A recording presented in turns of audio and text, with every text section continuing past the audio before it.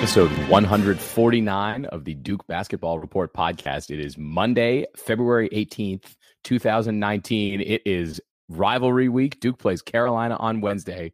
So let me be the first to say, go to hell, Carolina, go to hell. I am your host today, Sam Klein, coming to you as usual from Durham. I am joined, as always, by Donald Wine back home in Washington, D.C. Donald, good morning. Good morning, guys.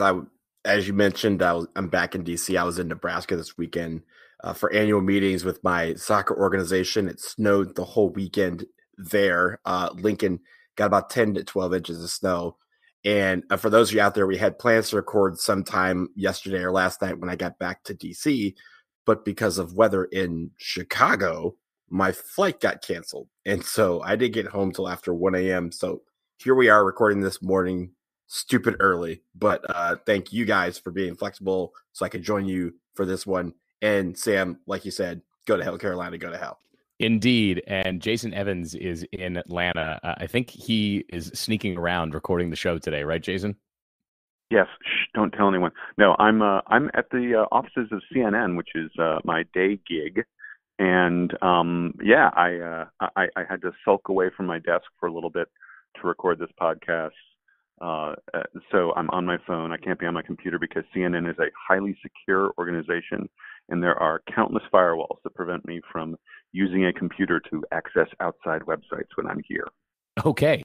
In that case, let's get on with the show. Of course, before we get started, this episode of the podcast, as always, is brought to you by the boys of Byrd Campbell, PA, with law offices in Texas and in Florida.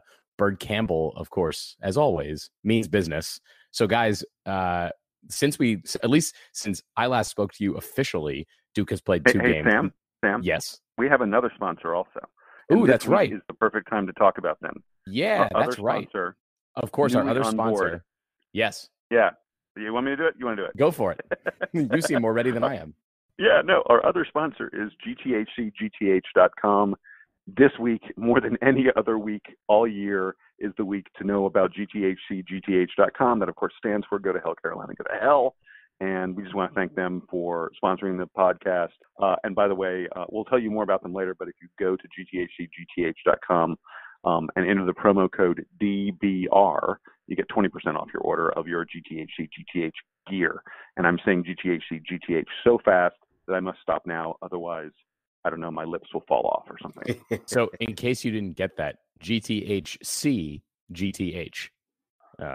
So if you need that again, I'm sure we'll post it on the link to this podcast wherever you find it. Anyway, let's get on to the actual basketball games. So as I was starting to say, since we last spoke officially, Duke has played two basketball games. Unofficially, or at least off air, we've spoken once, or since the last game, because as listeners might remember, and as my compadres certainly remember, after the Wild's comeback against Louisville on Tuesday night, we allegedly recorded a show, and the group apparently wasn't recording, so we had to do the whole thing over again. But by that time, I was lost at the bar and didn't know to come back out. So anyway, we got an episode out. Only Donald and Jason were on it. So this morning, what we're going to do is talk about Duke's victory over NC State on Saturday night in Cameron, that I was in attendance for. And then we'll go back again and kind of talk about the comeback against Louisville a bit more and sort of what our big takeaways are from that as we look ahead, of course,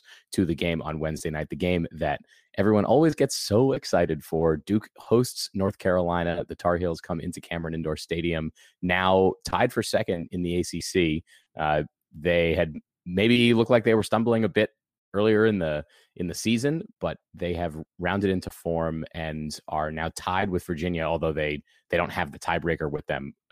But same number of losses heading into the Duke game. So it's a big one for Duke, as they are likely going to be ranked number one this week. So let's start then with the NC State game. Duke let NC State hang around for a while. We had talked on the preview, I think, a couple times about how, of course, NC State, given their recent lackluster performances, was going to play really well against Duke, and that's just sort of the way things work around here. So, Donald, why don't you kick us off tell us your impression of the NC State game. Duke did end up winning 94-78, but it was a tough one out there for the Blue Devils on Saturday.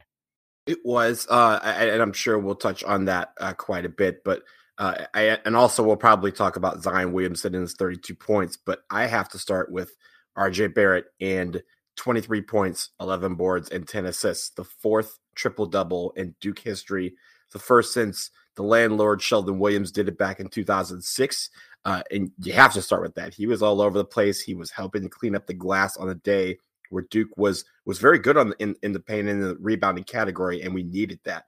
What a tremendous performance. It can't be understated because in college basketball, to have a triple-double is very rare. Like I mentioned, we've only had 4 of them. Distributing the ball, 10 assists, 0 turnovers, being the man on the boards and adding 23 points. That's a hell of a day for the young man. So congrats to RJ Barrett for becoming the fourth, logging the 4th triple-double in Duke history. Now, Zion Williamson, broken record time. Phenomenal game, 32 points on 12 of 16 shooting, 6 rebounds, 3 steals. He gets in a bit of foul trouble and once again had to play with 4 fouls. But I feel like all of his fouls come from being aggressive. So it's easier to dismiss or at least forgive. But it's something that, I'm sure teams are going to be looking at to try and get him into foul trouble, to get him off of the floor. And that's where a lot of times Duke struggles, is when he is not on the floor on offense and defense, because as you guys know, in the defensive end, any shot that is going towards the rim from wherever on the court is in trouble when Zion's on the court, because he can throw it into the stands or have you going the other way. So that is something to look out for going forward. Trey Jones had a good shooting night, in my opinion. 6 for 9, 13 points. He had 5 assists, and Duke, was moving the ball around. They had 21 assists and 35 made baskets. That's a pretty good showing. And really, when these guys move the ball around, we talk about how difficult this game was, but for me, it was difficult. But I feel like we always had NC State at arm's length. We talk about how in the preview couple shows ago about how we wanted this game to be an easy one. And I didn't think it was easy, but I didn't think it was difficult in the sense that we were always kind of, anytime they got close, we just kind of kept them, just out of reach. And that's why I think the 16-point victory was one that it could seem comfortable for some people, but for others, I can see how it could be concerning. So I'll stop there so you guys can touch on some of the rest, and I'll kick it back to you, Sam. Yeah, and I feel like we haven't talked enough about RJ Barrett and the fact that he had a triple-double with no turnovers. I mean, what an amazing performance by him. Sort of, we've talked all season about how Barrett has been. He plays in a way that is not overly flashy, right? He doesn't have as many of the highlights as Zion does. But on this night in particular, he was really efficient. Driving the fast break for Duke, looking for those good passes, looking for Zion, looking for other guys on the team. And that to me was one of the most impressive performances of the night. But I know that Jason wanted to come back to Zion Williamson and talk about specifically what NC State was trying to do to counter him. Jason, what are your thoughts on that? So my thought is, I'm not sure what they were trying to do to counter him. I think it's really interesting that what we saw here was an opponent who said, we're not going to go to some weird gimmick defense. We're not going to, pack it in some way. We're not going to throw these strange double teams or anything like that at him. We're going to try and defend him straight up with a man-to-man defense. Probably because Duke is, as the season progressing, we are becoming more and more prepared for seeing unusual stuff as teams try to stop Zion. And NC State said, hey, we're going to throw something fairly conventional at you. I don't know why NC State did that, other than maybe they thought, Duke will be surprised to see something normal.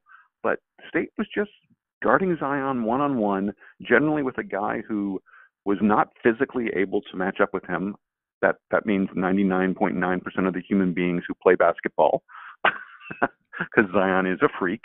And State was woefully bad at stopping Zion Williamson. And that's one of the reasons. Like Donald said, it was sort of this weird game where, like, Duke never led by 20, I don't think, but we never led by less than 8. At least that's how it felt. I think maybe State may have cut it to 6 once or twice. But it was this weird game where you knew if things ever got worrisome, we would just dump it into Zion, and they weren't going to be able to stop him. They didn't seem interested in stopping him. This was sort of to me, the most effortless 94 points you'll ever see Duke score. I mean, Duke scored 94 points while shooting 3 of 16 from three-point range. It was a very strange game. It was almost but like Jason isn't 3 of 16 from 3 and scoring 94 almost exactly what you'd expect from this Duke team? Yeah. Yeah, no, I kind of 94 is a lot, but no, I kind of agree. It was almost to me like NC State. I don't want to say that they'd given up, but I didn't feel like they were, pushing really hard and expecting that with a ton of effort they could win. I mean, look at the rebounds. We out-rebounded them 44-26. Rebounds to a large extent are a function of effort, and I don't know that State was putting in a ton of effort. I was very unimpressed with them from the standpoint of a team that wanted to do anything anywhere other than scoring for themselves. They got 78 points.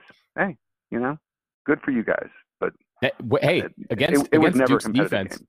Against Duke's defense, getting 78 points even in a game that never quite got close again is still pretty good, right? Yeah, although I'll wonder something. Is it possible that after the emotional roller coaster of Louisville, and with North Carolina coming up on Wednesday, I mean, this is sort of this becomes the ultimate trap game. I wonder if Coach K didn't ratchet down the intensity a little bit for the guys. I mean, it did not feel like we were, sort of like NC State. It didn't feel like we were pushing that hard. I didn't think we played particularly great defense. We weren't getting out and getting all the steals that we got against Louisville. We got a fair number of steals, but it just, the whole game to me felt very pedestrian, like everything that happened that was supposed to happen. And okay, that's fine. That's great. I don't know. As I look back over the season, this will be, to some extent, to me, one of the least memorable games of the year. I just didn't think NC State brought the effort that required Duke to bring the effort for us to have something really, really interesting happen in this game. Aside from RJ Barrett, Barrett put up a statistical, remarkable game, and that's great. And by the way, I want to mention, we haven't talked about, Marquise Bolden. I thought in the second half, boy, what a game he had in the second half. Mm-hmm. And his line, 9 points, 8 rebounds, 4 steals, 3 blocks. Whew, that's pretty nice. Pretty nice from your 5th best player. Yeah, we've talked extensively the last few weeks about Marquise Bolden sort of rounding into form here, and this was another example of that. Not so much in the like down the stretch against Louisville, but definitely against NC State. Jason, I'll disagree with you a little bit. I thought NC State was excited to be in this game. Sitting there in Cameron, I could tell that they were pumped for it. The problem is that when it really comes down to it, NC State has to put in, for the relative difference in talent, NC State has to put in a lot more effort to be able to match Duke blow for blow. And they weren't quite able to do that. That's not to say that they weren't trying very hard. But when their small guards get in the lane, they were facing much bigger Duke guys who are able to alter shots and push them out of the way in ways that NC State can't really game plan for. Just given the general lack of size on the team. So I would say that NC State actually was playing like they really wanted to win. They just couldn't on this night. And that's sort of the overwhelming factor about Duke this season. Is there anything else you guys want to hit on this NC State game before we come back to Louisville?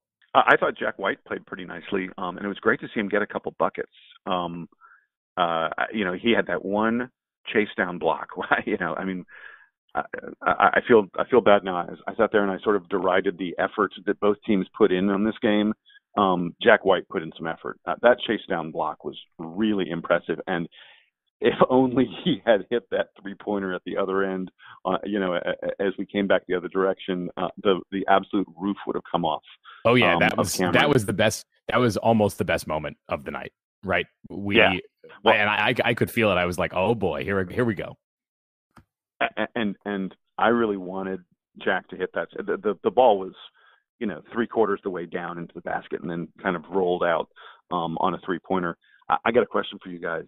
This is going to be amazing. Do you know it's been more than a month since Jack White hit a 3-pointer? The last time Jack White hit a 3-pointer was against Florida State. Ruminate not on great. that for a second. Not great. For a guy who, he was draining them early in the season and was such a key player off the bench, and he's seen.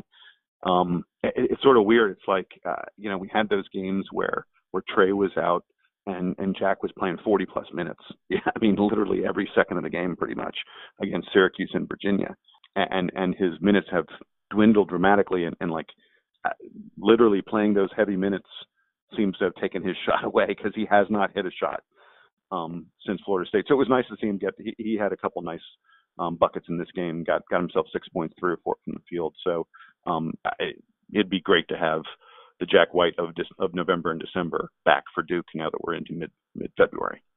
Donald, anything to finish us off here?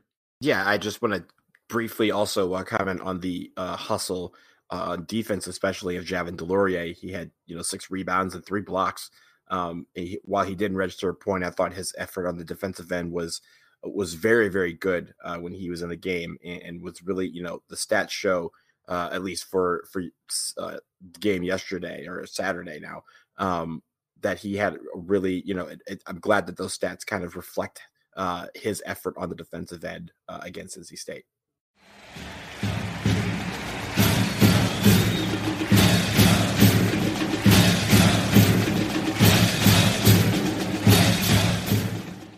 So I want to bring it back to the Louisville game because, as I mentioned at the top, I haven't actually gotten to comment on it officially on the show. And I will admit that on Tuesday night, I said I was watching the game at the bar. There were a lot of people around. I didn't really get to focus in as Duke was making the comeback. So I wasn't watching every steal and every Jordan Goldwire missed layup. Sorry, every Jordan Goldwire steal along the way.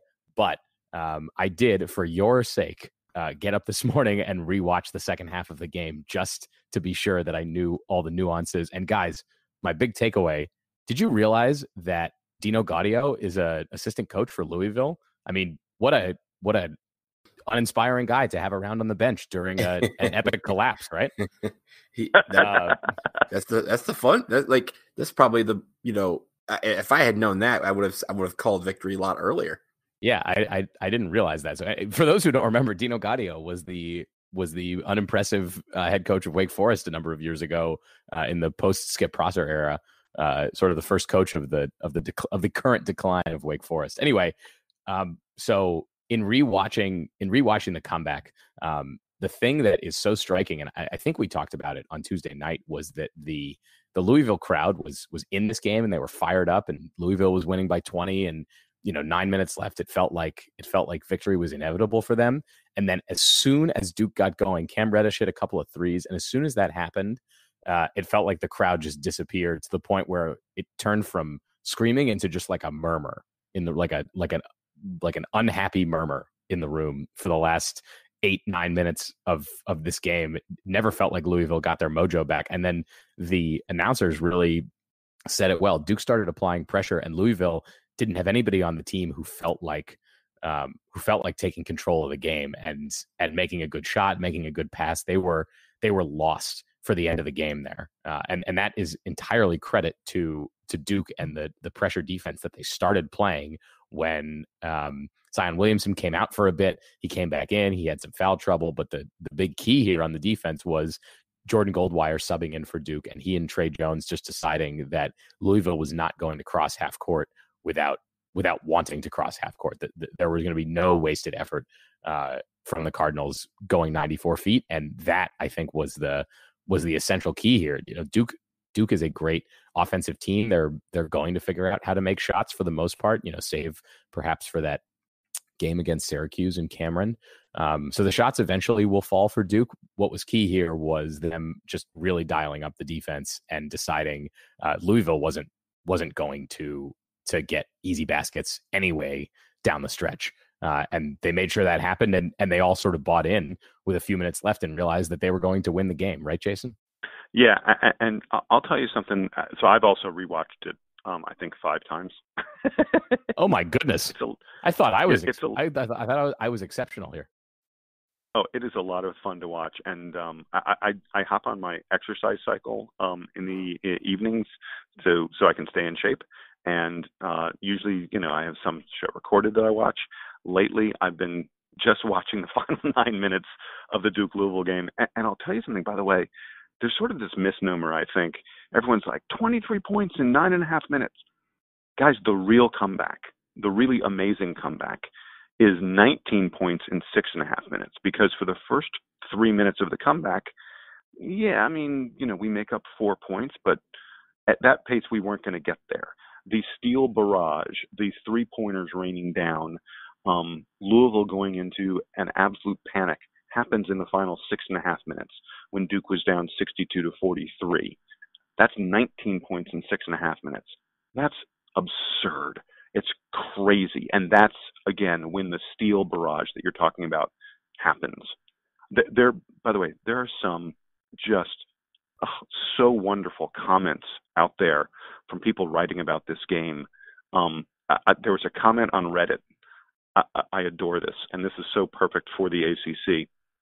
Someone said Duke's comeback was almost an entire NC State game worth of points, referencing the fact that NC State scored 24 points the other day against Virginia Tech.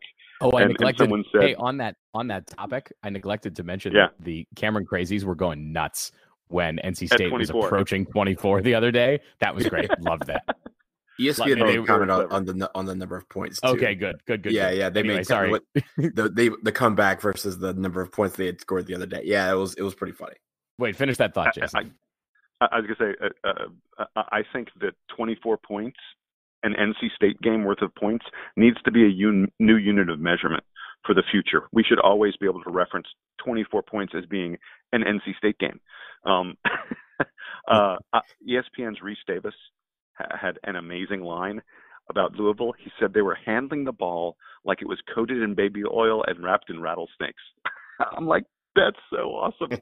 That is very funny. And did you guys see what Louisville did in their very next game?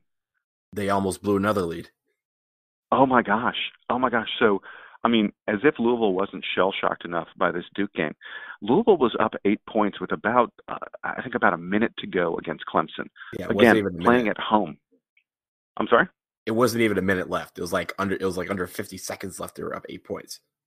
Yeah, and Clemson came back, and eventually Louisville was up by 1 with 3.5 seconds left, inbounding the ball. Louisville has the ball, up 1 with 3.5 seconds left, and they threw the ball away. And a Clemson guy was going to take about a 5-footer to win the game and destroy Louisville's, season, lifetime, whatever you want to call it. And Jordan Nwora, who's turning out to be clearly Louisville's best player, blocked the shot and saved Louisville's season, because I don't know how. That would have been mentally just an absolute nightmare for them forever. So I kind of feel for Louisville. They're a decent team, and they just barely held on against Clemson. They're never going to feel safe. They're never going to feel safe all year. That might be a great thing for them, though. No, probably not. we don't know. Look, like I said, with Dino Gallo on the sidelines, what could possibly go wrong, right? Right. I wanted Donald, talk to me again about at what point in this game you realized that Duke was going to win it. So let me talk about I'm going to get to that, but I want to talk about kind of the setup of it, like what went wrong in those middle 20 minutes. And Jason, I know we talked about this a little bit on Tuesday after the game. We couldn't shoot. We panicked. We just let Louisville and the crowd just blow our doors off in that middle, between the 10 minutes mark of the first half and right about the 10-minute mark of the second half. Whatever it was, be it, the team didn't get in Louisville until late that night before the game, the fact that they were just off, the fact that they were coming off of that Virginia win on the road. Louisville was playing with no fear, and we were absolutely shell-shocked at the effort that they were putting into. Now, the comeback, it kind of flipped, but from our standpoint, I want to talk about how we as fans watched it, because those of you out there, we are fans. We're not journalists or anything like that. We watch the game with the same passion that all of you out there do. We just sometimes are watching with box scores and looking at Twitter and it just kind of taking in our surroundings as well while we're watching the game. But I feel like for most fans, the stat sheet didn't matter that last 10 minutes. It was just the game and the comeback and being able to watch it and take it in the form that you were or wherever you were and whoever you were with. Everyone's got to remember that part. Like, I still remember who I was with and where I was when the Miracle Minute, aka Gone 54, happened back in 2001. I remember who I was with. I remember how I was reacting. I remember how we celebrated. And I feel like this game is going to be one of those games where I stopped looking at the box score with about 8 minutes left and saying, okay, we're doing something, and I'm just going to watch this and see how it plays out. I think, Sam, when I thought we were going to win is when basically there was right after we hit the 2-pointer to get down to 3 points. And we basically, pressure defense again. Louisville barely got it over the 10-second line in time. And right as they did that, we took the ball from them because there was 3 guys and all 3 of them did not want the ball. And so they threw it. And that's when RJ Barrett stole it, drove down the right side and dribbled through his legs or passed it through his legs to Cam Reddish. And as soon as Cam Reddish shoots that 3, in 99% of situations, we're like, that is the dumbest 3 you could ever take. Because it was a kind of a follow away 3 with 2 guys in his face, one of them being RJ Barrett, because RJ Barrett was right in front of him when this happened. And as soon as he released the ball, I got up out of my seat because I knew it was going in. And at that point, if you're like, if this ball's going in, we're going to win this ball game.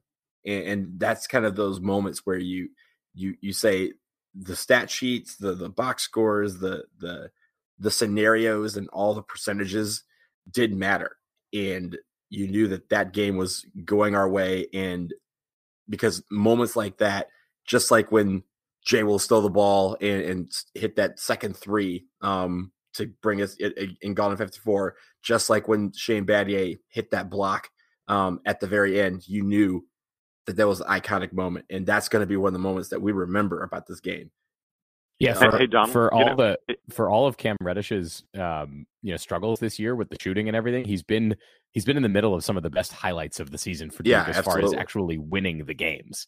Obviously the game winner against Florida State, and then on Tuesday night against Louisville, certainly. Mm-hmm. Dude, I've got an amazing stat about that. Ben Swain. If you don't follow Ben Swain on Twitter, you're missing something. If you're a Duke really fan. Should. Ben Swain tweeted out the most amazing set of stats about Cam Reddish. It broke down his 3-point shooting on the year, and then what his 3-point shooting is during the first half, or when Duke leads by more than 7 points, versus how he shoots when Duke is trailing, tied, or we lead by less than 6 in the second half. I think we can all define games where Duke is games where Duke is trailing, tied, or leading by less than 6. These are close games. This is when you need Cam. In those situations, Cam is hitting 52% of his 3-pointers. Think about that. This is a guy who struggled with his 3-point shot. All other situations, first half shots, games where Duke is blowing teams out in the second half, he's hitting 31% of his threes. But when we are losing, when the game is tied, or when we lead by less than 6 in the second half, Cam's hitting 52% from 3. That sounds like Duke needs to just ratchet up the pressure on Cam Reddish and figure out how to make him feel like it's an end game situation every night. And 2 other lightning fast things. First of all, I don't know if you guys saw it, but on NCAA.com, the NCAA basketball website, they have a video of the final 9 minutes, every scoring play, every change of possession, everything that happens in that final 9 minutes. And in the corner of the screen, they have the percentage chance of Duke to win or lose the game. And you can see it change each time something happens.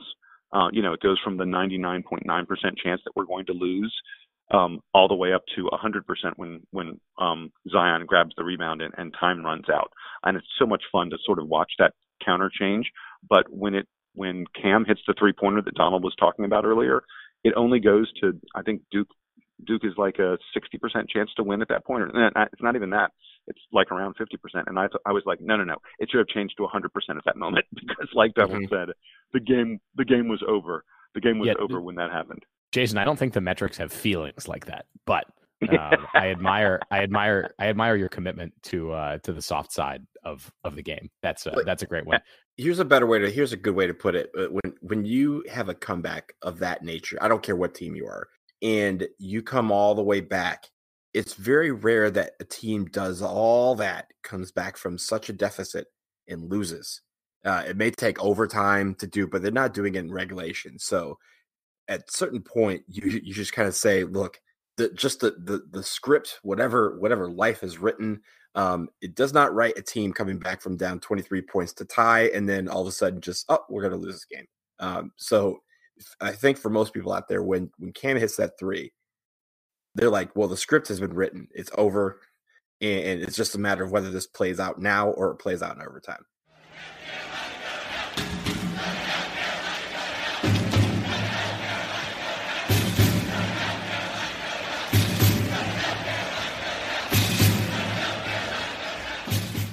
This episode of the Duke Basketball Report podcast is brought to you by GTHCGTH.com. As any Duke fan knows, that stands for Go to Hell, Carolina, Go to Hell. And it is your go-to website for Go to Hell Carolina branded hats, t-shirts, rally towels, foam fingers, and any other gear that shows off your true feelings for those cheaters down the road. So we should probably add that GTHC is the brainchild of one of the most beloved Blue Devils, our own Kenny Denard, a 4-year starter who played in a record 14 rivalry games against the Tar Heels. DBR podcast listeners this week get 20% off your first order at GTHCGTH.com by using the checkout code DBR. That's DBR, like the podcast. This offer is available to our podcast listeners this week and all the way until the end of the regular season. So check out GTHCGTH.com.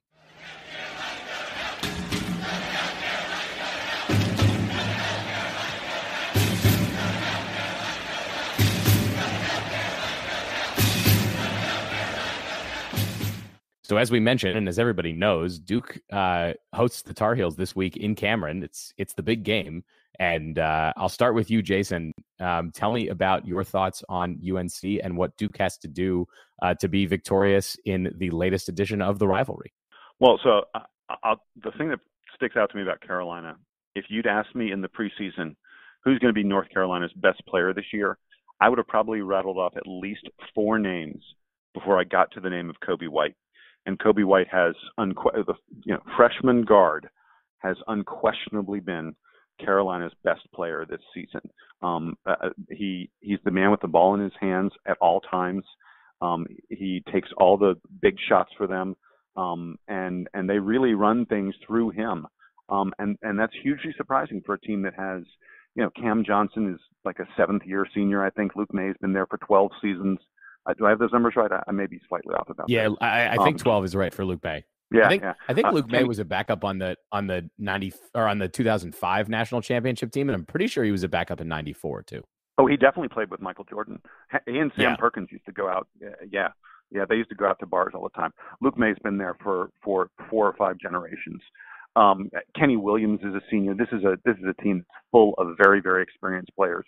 So for me to be saying that Coby White, a freshman guard, is the guy who has the highest usage rate on the team by a fairly large margin, that really tells you something about Coby White. And it also tells you something about their other stud freshman, Nasir Little, who has dropped off the face of the earth. This is a guy, he was one of the MVPs of the McDonald's All-American game. This is a guy who every expectation was that he would have the impact on college basketball that R.J. Barrett and Zion Williamson have been having. And he's had an incredibly disappointing season. It is yet another kid that highly ranked who comes to North Carolina, and Roy Williams says, oh, hey, son, see that thing over there? That's the bench. You're going to spend a lot of time there watching other people play basketball. It's sort of unfathomable the way Roy Williams treats his highly touted freshman. And it has hurt Nasir Little's stock tremendously in the NBA draft. I really wonder what kind of game we're going to see from Little, because he knows RJ and Cam and Zion and Trey really well. These are guys who played in all the All-Star games together. They played on the AAU circuit against each other. These guys know each other. And Nasir Little is the kind of guy who probably, you would expect to be a really good matchup. Not with Zion, because he's not really that kind of player, but with RJ certainly. And I don't know how much he's going to play for Carolina, and I don't know how much he's going to, maybe be inspired a little bit by playing against, some of his old buddies, and maybe remembering the days when he was a really, really good player before he went to North Carolina, and somehow Roy Williams ruined his game.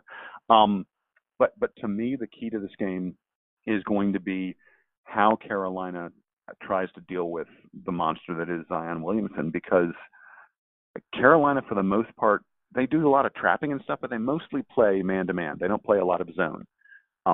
There's no one on the North Carolina roster who really has any chance of effectively matching up with Zion Williamson. Luke May, is somewhat limited defensively anyway, and he just doesn't have the quickness. There's no chance that he'd be able to stay in front of Zion.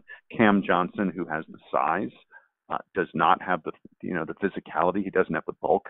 He doesn't have the defensive skill set and mindset to be able to stop Zion.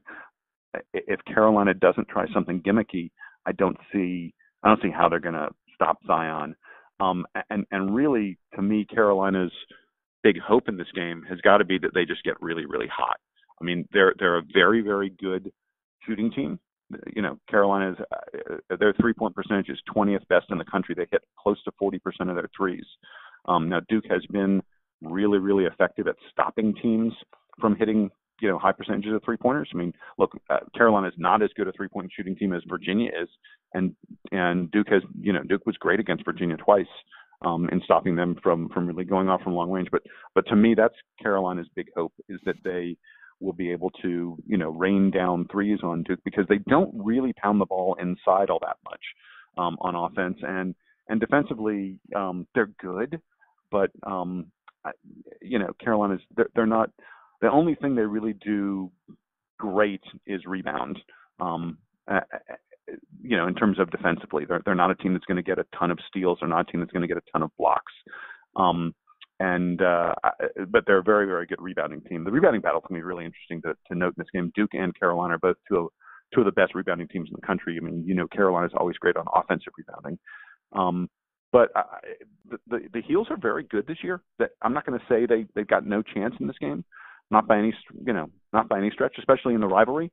But I think their best chance is going to be that they're really hitting their threes, and that that they beat us on the board. Those are the two things I'm going to be looking at mostly in this game from a statistical standpoint. Are those two areas. Jason, I think you summed it up there really well, that the way Carolina can beat Duke is with the rebounding and with the shooting. Fortunately for Duke, those are two things that Duke counters well. Duke also rebounds at a pretty elite level, and the defense, as you noted, especially against teams like Virginia, around the perimeter, has been very strong for Duke this year. I'm also glad that you led with Coby White. I think he's the key for UNC, as much as Luke May takes up a lot of attention. Luke May is averaging almost a double-double this year, but Coby White really drives the machine that is the UNC offense. And I'm excited to see how he plays against Trey Jones, and if Duke's able to contain, or at least limit Coby White with just Trey Jones, then it's going to be a tough night for UNC. The other interesting thing about Carolina, as you look at them, is that Roy Williams is famous for playing the long bench, as opposed to Coach K likes to only keep it to 6 or 7 guys if he can. Only Luke May is averaging 30 minutes a game for this UNC team. Everybody else is in the 20s or below. So you see a lot of guys subbing in and out for UNC. Duke hasn't really gotten overwhelmed by things like that this year. They haven't gotten in a ton of foul trouble. Zion, of course, had flirted with fouling out of the games this weekend, but ultimately was able to contain himself and Duke was able to employ the zone defense to sort of limit the fouls. That hasn't really been a problem for the Blue Devils this year, but UNC does run a lot of guys out there. So Duke's going to constantly be seeing different looks from them. Even Kobe White, who, as we've now noted, is arguably UNC's most important player, isn't even playing 30 minutes a game. So he'll get a lot of breathers. You wonder if that, I'm not sure that Duke counters by also playing more of their bench, but look for UNC to be constantly trying to change the look against Duke. Donald, what else do you have to add on Carolina for this week? Well, I think you guys touched on a lot of it, but I think the rebounding battle is a little understated. I mean, North Carolina statistically is the best rebounding team in the country, and they have 9 more rebounds than Duke does over the course of the season. Duke is number 2. So that rebounding battle is going to be where a lot of this, statistically where this game will lie.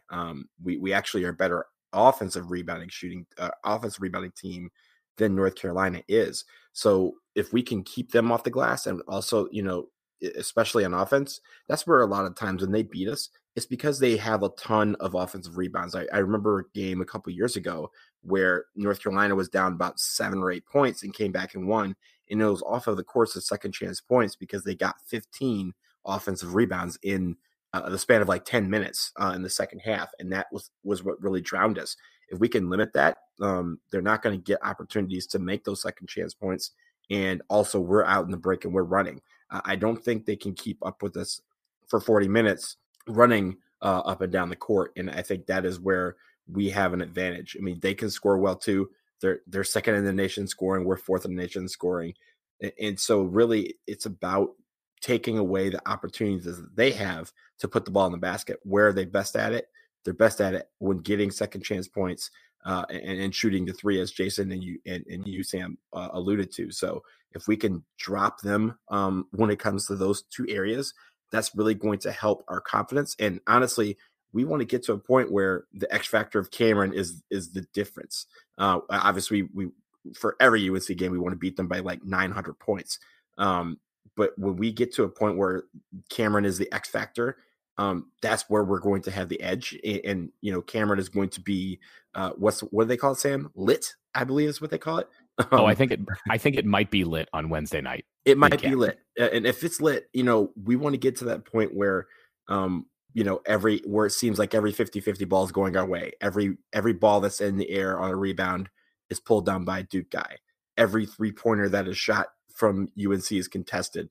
Every transition bucket seems like we are getting where, in the spots that we want on the floor to make good plays. And when that happens, that's when we beat UNC. And I think that's the key. What you're saying is we're going to have such a good time that I'm not even going to complain about how cramped it is at, for the most popular game of the season in the student section. Is that what you're saying? You might not complain at least during the game or before the game. You might wait until after the game. All right, that works. We'll obviously revisit that topic repeatedly. Donald, I did want to look ahead again at the Syracuse game because I didn't want to overlook the fact that Duke, after the UNC game, travels up to New York to play Syracuse at the Carrier Dome. Of course, this is Duke's potential for a revenge game from the game in Cameron about a month ago when the Blue Devils lost to Syracuse without Trey Jones for basically the whole game and without Cam Reddish. Obviously, this is a different Duke team that travels to play the Orange. So, relative to that game, and don't just tell me, well, they have Trey Jones, so that's good. Tell me something that you want to see as an improvement for Duke over what we saw from them the first time against Syracuse. I think we need to improve on our shot selection against Syracuse. Syracuse is a team that they're going to be hyped for this game. The Carrier Dome is going to be full. It's going to have 35,000 plus, and everyone's going to be excited about this game. When we played them last time, once Trey Jones went out, we tried to make it up with the 3 ball, and we couldn't do it. We were 9 for 43. Meanwhile, Syracuse was 11 for 25 and felt more efficient with their offense than we were, even though we attempted the same number of shots. When we have the ball, they out rebounded us as well. So that is all hustle. We had moments in that game where we could come back and take the lead and never look back. And every single time we fell flat, and Syracuse was able to capitalize on that. So in Carrier Dome on Saturday, we have to make sure, and this is going to be one of those Saturday noon games, so it's going to be a very, an early start after an emotional game against UNC. How do we respond? How do we get that energy and put it into beating the Orange? We have to have that energy on both ends of the floor, but especially on defense, where they seem to be very efficient. They let Ty's Battle run wild. He had 32 points against us. And Elijah Hughes had 20. So we got to have those guys in the teens, because if they're in the teens, they're not winning this basketball game. And that also was where a lot of their emotion came from, was from those guys making plays. So limiting those guys, limiting, our shot selection and being more efficient with it, I think we have a much better chance. And yes, Trey Jones is the X factor. Trey Jones was destroying them before he got hurt. So let's hope he can, we can get him active on both offense and really on defense, where that pressure defense was hurting them until he was out. Syracuse is 8-4 in the ACC right now. And I'm prepared at this moment to predict that Syracuse is going to finish. They're 8-4. They're going to finish 9-9. They're about to enter a gauntlet that is really difficult. You check out their final games. This is how their ACC season ends. They play Louisville, then they play Duke, then they play North Carolina, then they get Wake. Thank goodness they get Wake, because otherwise they wouldn't win any of these games. Then they play Virginia, then they're at Clemson at the end of the year. That is, and Clemson, by the way, playing way better than they were earlier in the season. That is a rough stretch. Louisville, Duke, North Carolina, Wake, Virginia, Clemson. This Syracuse team, I think, is about to start really reeling, which is not uncommon for Syracuse late in the year. That seems to have, put themselves on the bubble. Seems to be the the way Syracuse plays just about every season. You mean before they come back, beat a number 1 seed in the second round, and then end up in the Final Four? Exactly. They play themselves onto the bubble, and then they reach the NCAA tournament and shock everyone by making the Sweet 16 in the Final Four or something like that. This Syracuse team, and they've been reeling lately. I mean, their wins lately, they beat Boston College twice. They beat Pitt. Other than that, they're losing to Virginia Tech, lost to Florida State, lost to NC State. They're not playing, really great basketball at the moment. And just because I mentioned a gauntlet, I did want to add something. For Duke, we are now, right smack in the middle of this 6-game stretch that we all identified as being a brutal, really difficult stretch. ESPN, by the way, put up a graphic that the 6-game stretch that Duke is in the middle of right now is the hardest 6-game stretch of any team in college basketball this year. Pretty remarkable stat when you think about it. But it was Virginia, Louisville, NC State. We're now 3-0 in the 6-game stretch, and we've got Carolina, Syracuse, and Virginia Tech coming up as the final 3 games in the stretch. It is amazing that we're 3-0 so far. I like our chances in the final 3 games to maybe get through this ridiculous gauntlet that we had to run, the toughest gauntlet of any team in the entire country. Perhaps getting through it unscathed would be really, really amazing. I think we're going to want a lot of revenge against Syracuse. I know it's at their place, but they're going to have to play an incredible game, I think, to be in this contest against Duke. Well, they should be extra motivated because they know that it's a tough stretch coming, and that they have an opportunity if they do play well to separate themselves. As we said, Duke and North Carolina are right there at the top of the ACC, along with Virginia. And then there's 1 game in the loss column difference separating those 3 from the next big group that all have 4 losses.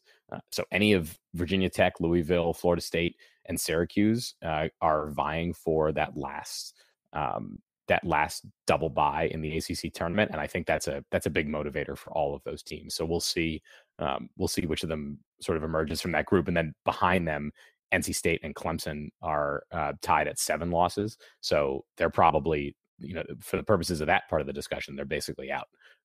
So a couple of these teams that we have coming up, Syracuse and then Virginia Tech, are really still in contention for that final bye. So we'll see how that all plays out.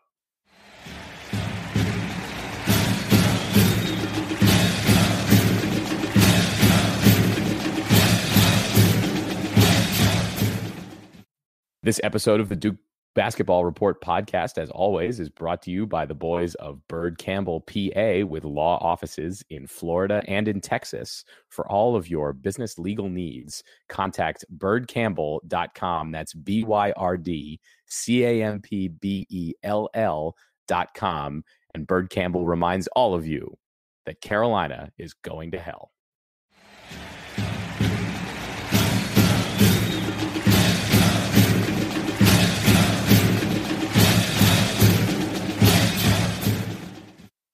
Okay, guys, let's finish up the show as we do every week.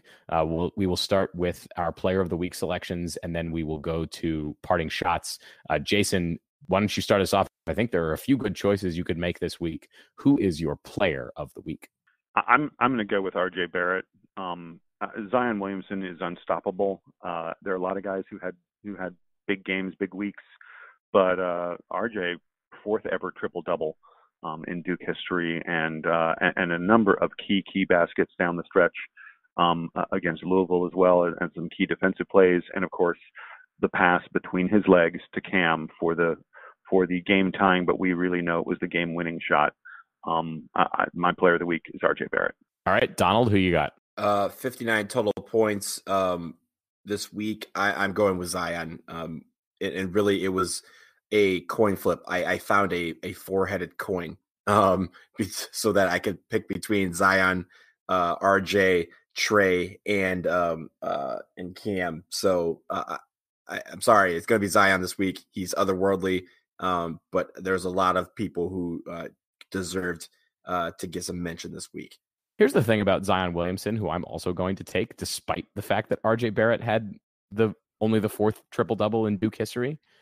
Zion Williamson, for all the attention he gets for the blocks and for the dunks and the shot making and the runouts, did you know that Zion Williamson also leads this Duke team in steals? I mean, he's like the blocks are of course tremendous, but I think there's a lot of discussion in basketball about how the block can be a bit overrated as a defensive effort, especially if you smash the ball out of bounds, because then the other team just gets it back.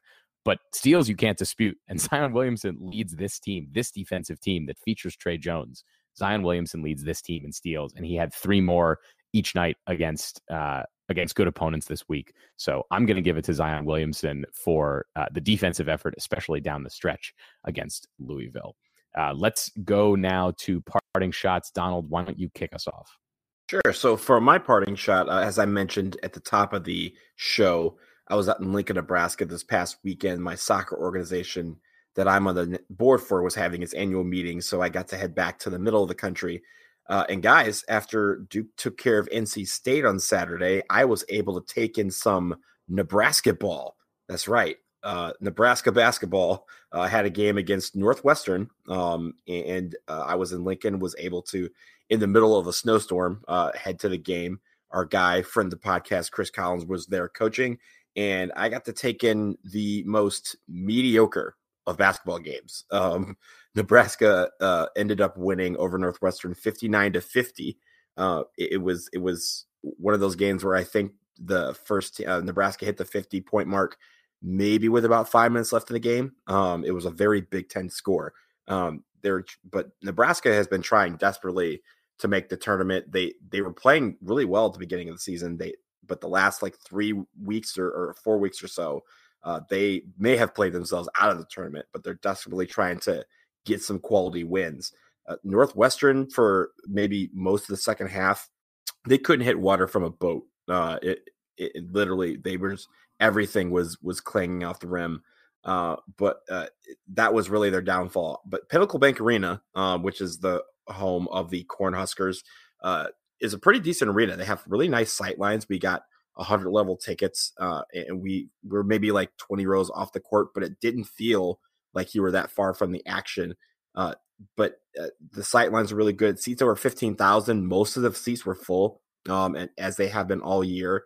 And, that's pretty cool. But their student section leaves something to be desired. They have a promotion where if the noise meter in the arena reaches 100 decibels, everyone in the arena wins a free runza, which is like a Northwestern, a Nebraska fast food delicacy. It's like a Hot Pocket.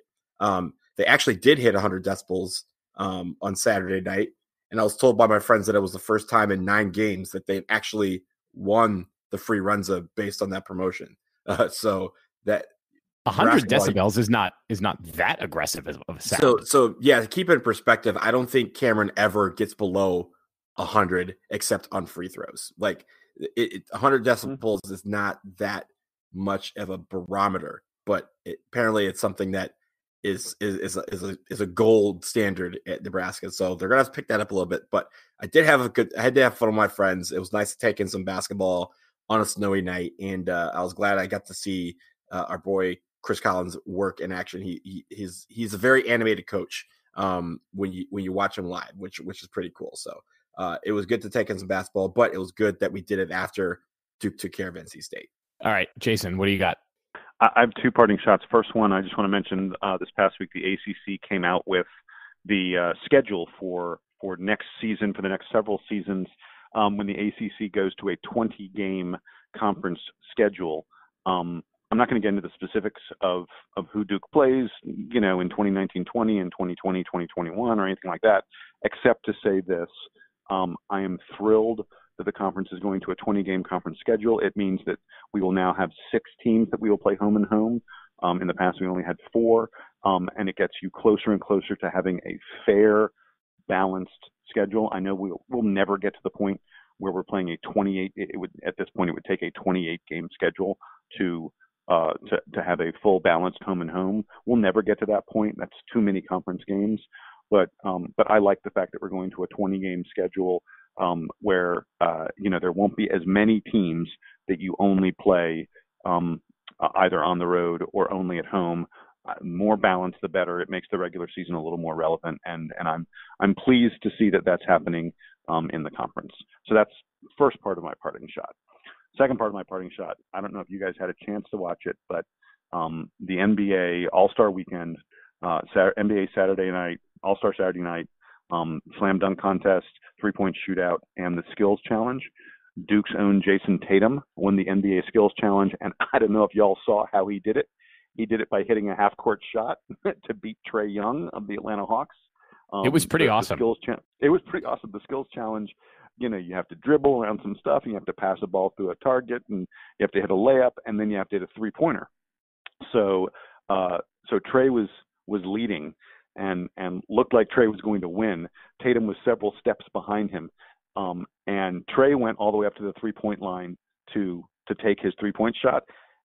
And Tatum, sort of just as he crossed half court, just flung it because he was behind. There was no reason not to, get in one shot before he got to that 3-point line.